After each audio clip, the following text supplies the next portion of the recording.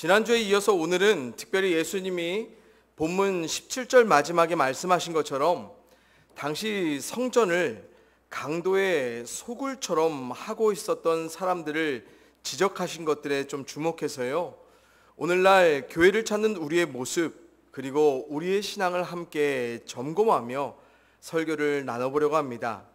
지난주 우리는 예수님이 단지 성전의 장사꾼들과 환정상들만을 내쫓으신 것이 아니라 그들의 고객들인 당시의 예배자들, 그리고 성전에서 이런 매매가, 장사가 성립될 수 있도록 성전을 관리하고 책임지던 사람들, 누구라고 말했어요? 대제사장들과 서기관들 모두를 예수님은 성전에서 내쫓으신 것이라 말씀을 드렸습니다. 저는 먼저 장사꾼들과 환전상들에 대해서 좀 더 생각해 봤으면 좋겠습니다. 당시 성전에 있던 장사꾼들 그리고 환전상들은 어떤 사람들이었을까요? 이들에게 성전은 절대적으로 필요한 공간이었습니다. 그러나 이들에게 성전이 필요했던 이유, 그것은 정말 성전의 제사가 잘 되기 위해서라기보다는 뭘까요? 장사와 환전을 통해 어떻게 자신의 경제적인 이익을 극대화할 수 있을까라는 관심에 주목했던 사람들이었습니다. 그래서 이들은 당시 성전에서 제사가 가능할 수 있게 하는 그런 일들을 했지만 제사에는 목적이 전혀 없었던 사람들, 즉 예배에는 아무런 관심이 없었던 사람들이었습니다.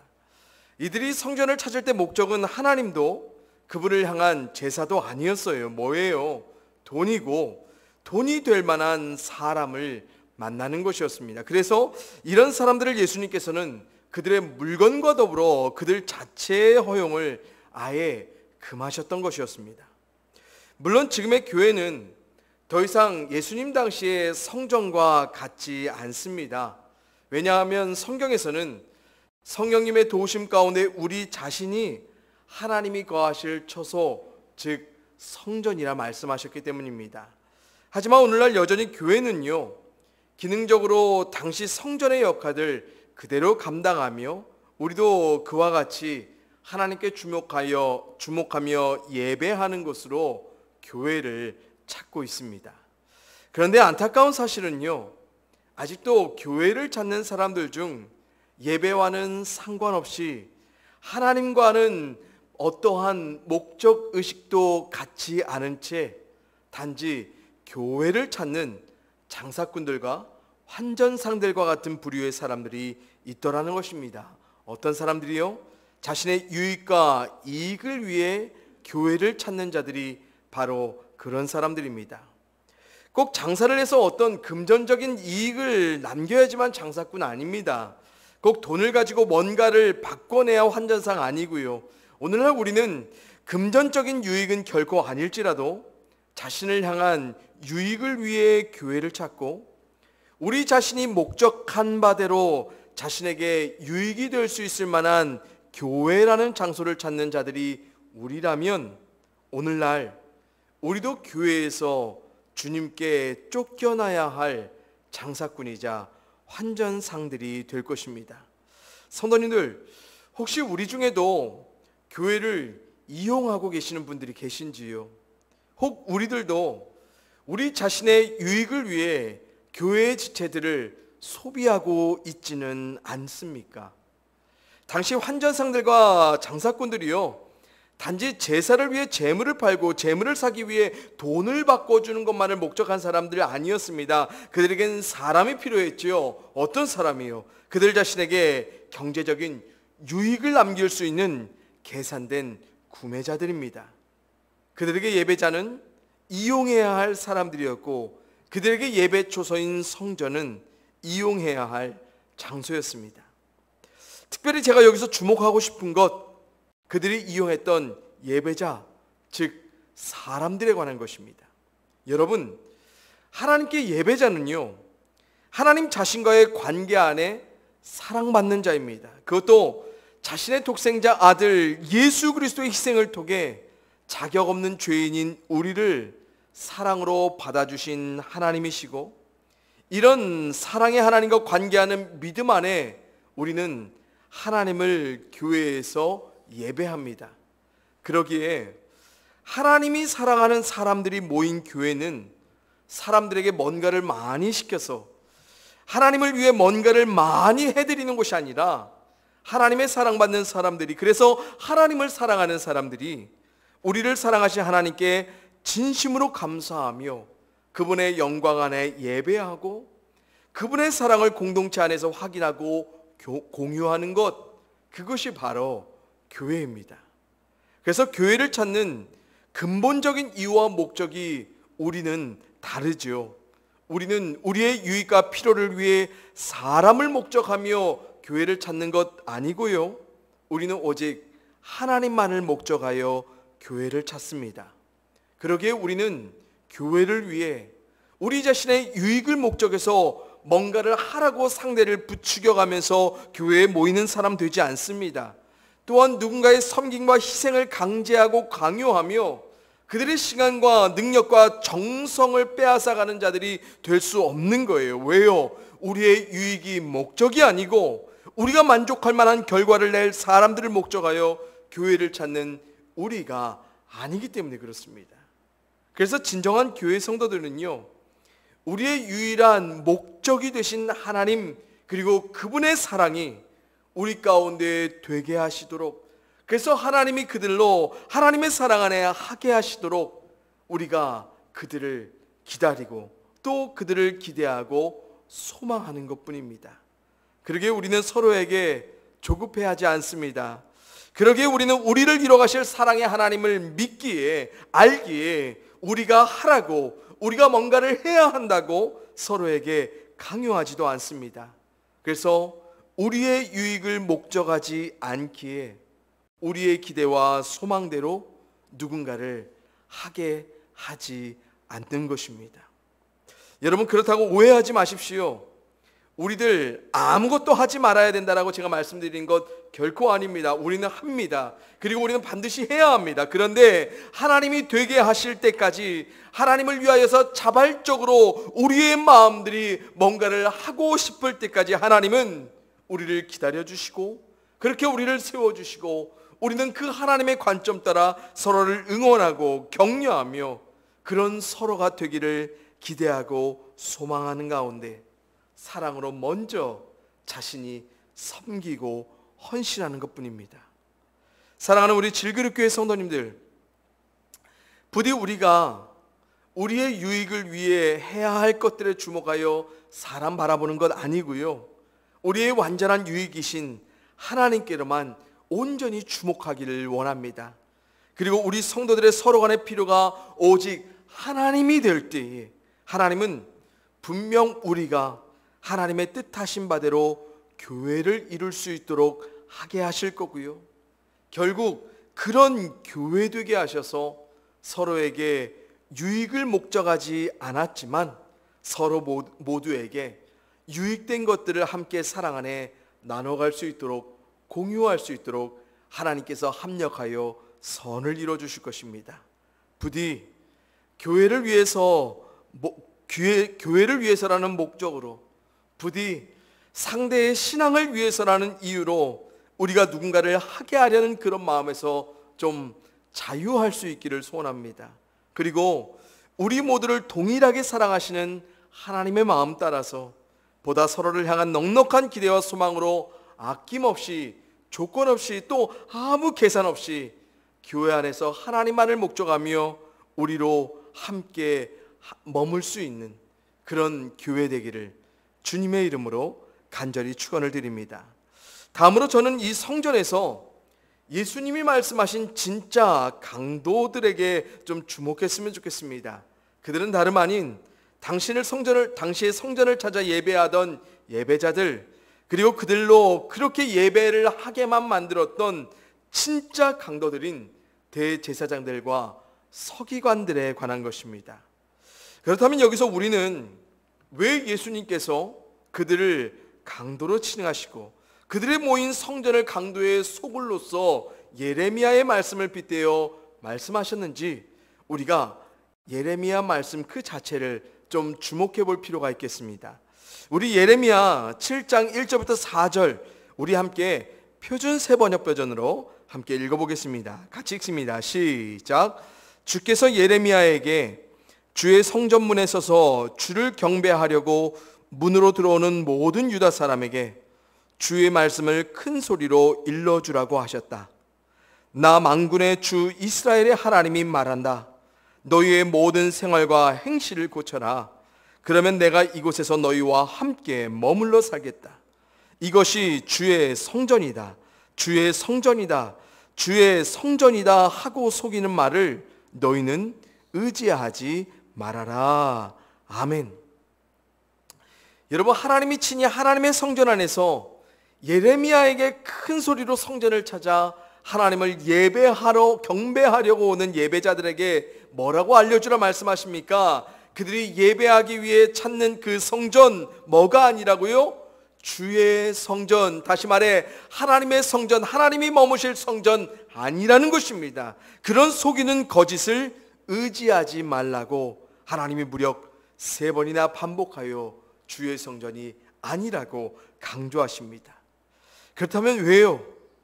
그들에게 성전의 예배는 단지 행위적인 의식일 뿐, 그들의 생활과 행실에는 아무런 영향력을 줄 수 없는 형식적인 예배였기 때문입니다.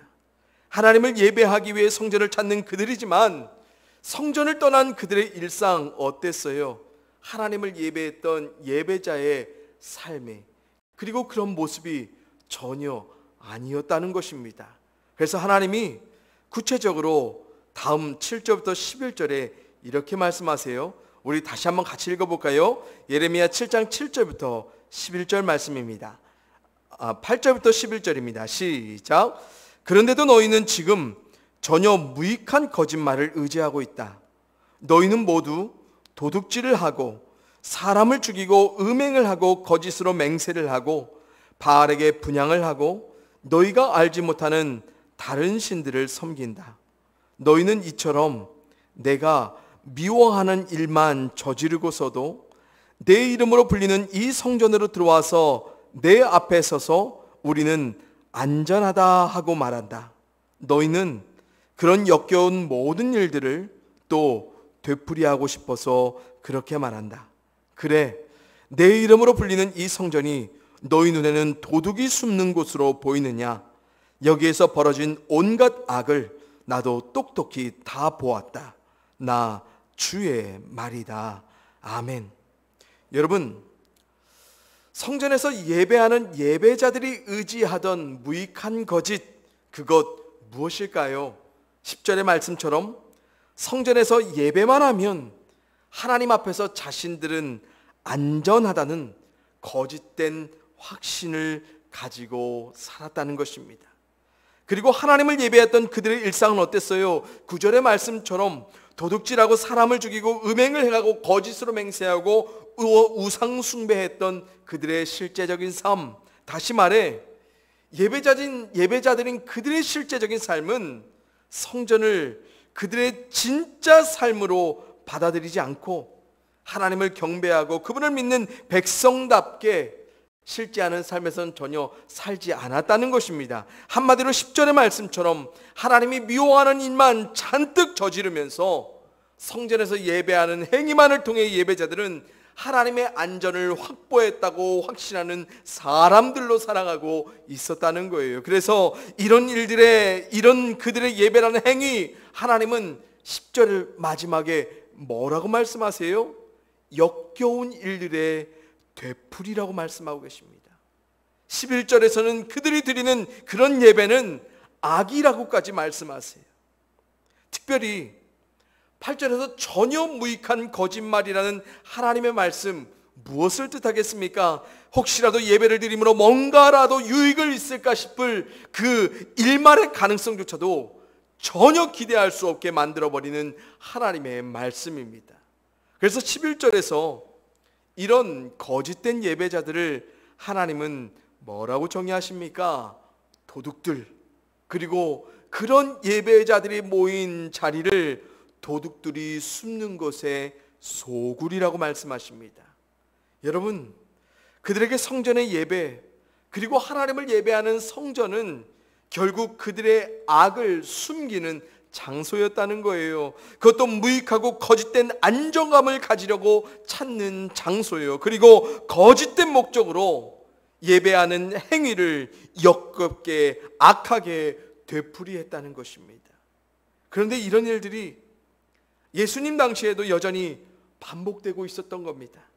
성전을 매매하는 장소로 단지 부패하게 타락하게 만든 게 전부가 아니었어요. 예배자들은 여전히 그들의 죄악을 숨기기에 예배만 했어요. 그들의 일상에서 벌어지고 있는 수많은 악함들을 덮기 위해 예배했고, 거짓된 확신으로 자신의 안전을 확보하기 위해 예배라는 행위만을 하나님께 보이며 살아가고 있었다는 것입니다. 그리고 그런 예배자들을 그렇게만 예배하도록, 그렇게만 열심히 하게 하도록, 그렇게 거짓된 확신 가운데 이곳이 하나님의 성전이라고 예배자들을 속이며 그들을 통해, 그들의 재물을 통해 경제적인 부를 착취한 사람들, 이런 모든 세팅을 완벽하게 편리하게 만든 진짜 강도들 누굴까요? 당시의 종교 지도자들인 대제사장들과 서기관들입니다. 여러분, 주님의 이 말씀에서 우리가 무엇을 발견해야 하겠습니까? 하나님이 정말 주목하시는 것 바로 무엇이냐는 것입니다. 하나님이 진짜로 주목하시는 것은 성전의 예배가 아니라 예배자라는 거예요. 하나님이 찾으시는 것은 예배자의 재물이 아니라 예배자의 진정한 삶이라는 것입니다. 일상의 삶에서 부족하고 연약할 수 있습니다.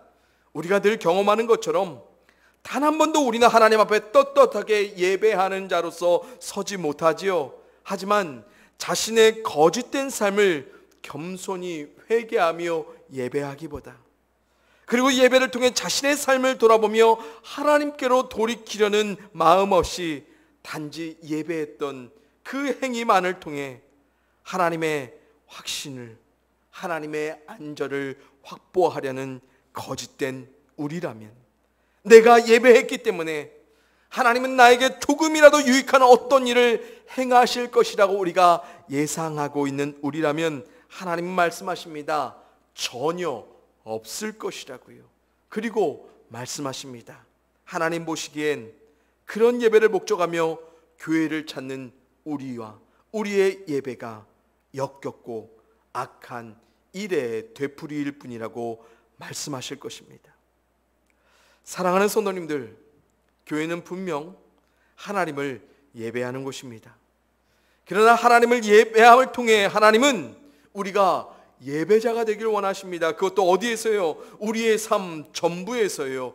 교회에서만 예배자처럼 생활하는 우리들이 아니라 교회 밖에서도 예배자처럼 사는 우리들이 되기를 원하시는 분이 하나님이세요. 그래서 하나님이 정말로 원하시는 것, 예배하는 우리가 아니라 삶을 예배자로 사는 우리가 되는 것입니다.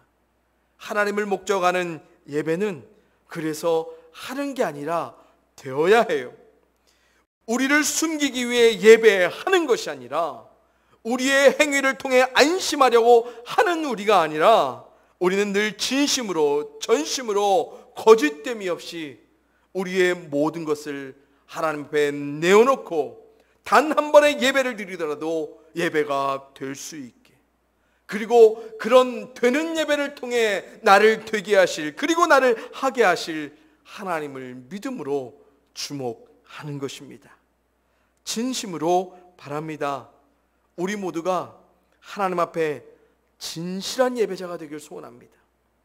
우리 일상의 거짓된 악함들을 예배라는 행위를 통해 퉁쳐가는 예배자가 아니라 우리의 거짓과 악함을 온전히 하나님의 뜻대로 직면해 갈 수 있는 진실한 예배자, 그래서 하나님 앞에 회개하며 다시 살기를 소원하는 겸손한 예배자가 될 수 있기를 소원합니다. 그래서 날마다 드려지는 교회의 예배를 통해 하나님의 위로를, 때로는 하나님의 도전을, 또한 따끔한 하나님의 책망들을, 또한 그런 회복들을 경험하면서 우리의 일상의 삶에서도 하나님께로 향한 변화된 삶의 실제들이 하나하나 분명히 드러날 수 있는 참된 일상의 예배자적인 삶이 우리 가운데 이루어질 수 있기를 주님의 이름으로 간절히 축원을 드립니다.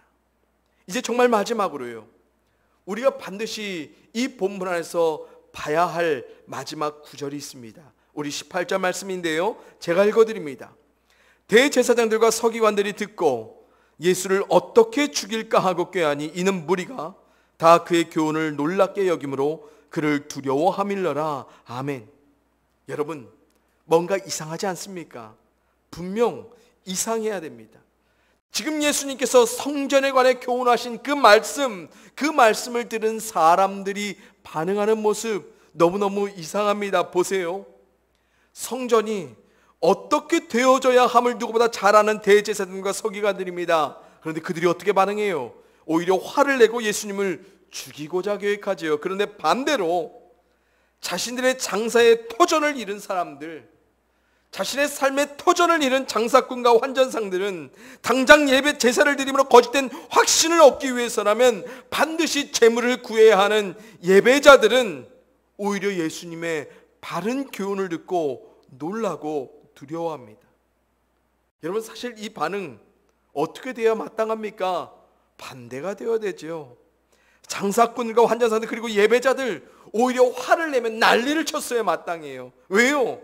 예수님이 상을 얻고 다 쫓아내서 그들은 진짜 자신들이 목적했던 모든 것들을 다 잃어버렸기 때문에 그렇습니다. 반대로 대제사장들과 서기관들은 어때야 됐어요? 놀라고 두려워해야 됐죠. 회개해야 했죠. 왜요? 진짜 성전의 목적과 성전이 존재하는 그 이유를 깨달아 알게 하신 예수님의 교훈, 그 말씀에 그들은 반응했어야 됐지요. 근데 그들이 어떻게 반응해요?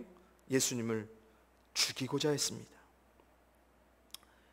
여러분, 제가 앞서 왜 진짜 강도는 대제사장들과 서기관들이라고 말씀드린 줄 아시겠죠?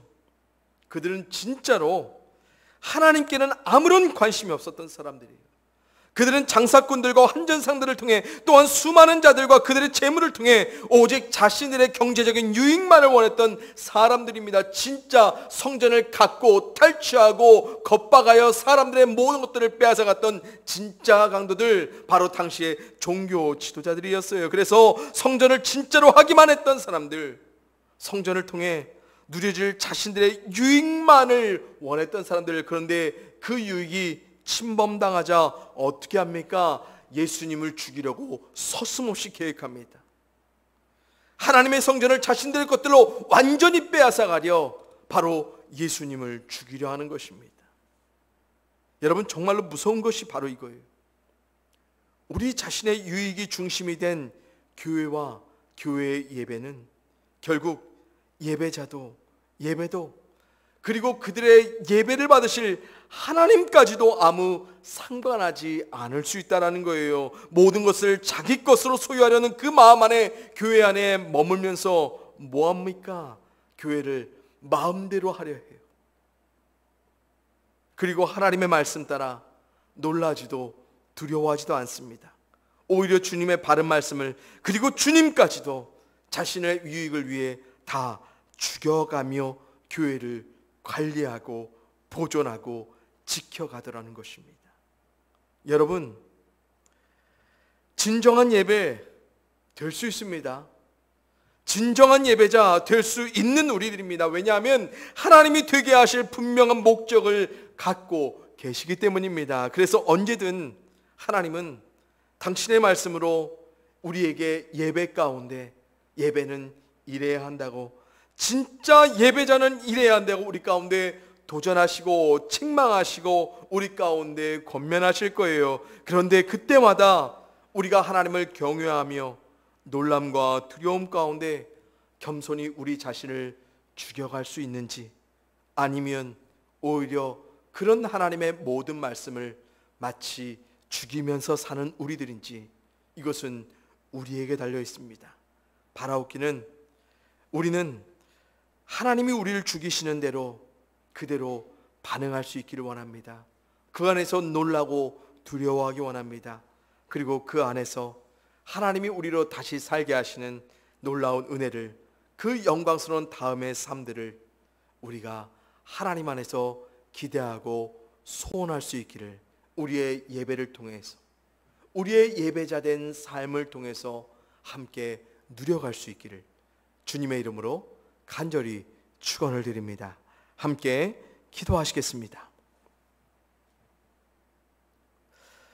사랑과 은혜가 충만하신 아버지 하나님, 오늘도 예배자인 우리의 삶을 통하여서 진짜 예배가 무엇인지, 그리고 교회 안에 우리가 예배자로 모이는 그 진중한 의미가 무엇인지 바로 알고 깨달을 수 있도록 인도하심에 참으로 감사를 드립니다.